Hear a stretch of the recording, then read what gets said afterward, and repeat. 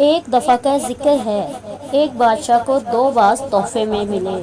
اس نے اتنے خوبصورت پرندے کبھی نہیں دیکھے تھے۔ بادشاہ نے دونوں پرندے اپنے ملازم کو دیے کہ وہ ان کی تربیت کرے۔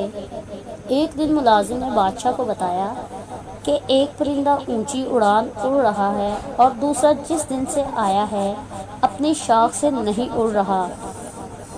بادشاہ نے مملکت کے تمام معالجوں اور جادوگروں کو طلب کر لیا، لیکن کوئی اس باز کو نہ اڑا سکا۔ بادشاہ نے اپنے مشیروں کے سامنے یہ مسئلہ رکھا۔ گھنٹے دن اور دن مہینوں میں ڈھل گئے، لیکن باز نہ اڑ سکا۔ بادشاہ نے کسی ایسے شخص کو بلانے کا فیصلہ کیا جو قدرت سے گہری دلچسپی رکھتا ہو۔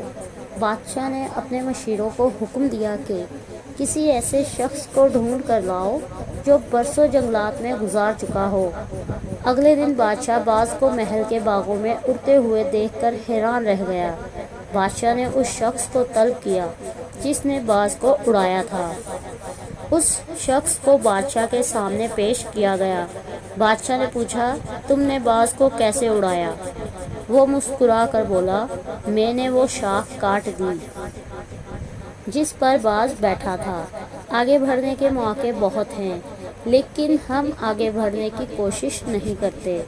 ہم اپنی آسائشوں سے قدم باہر ہی نہیں نکالتے۔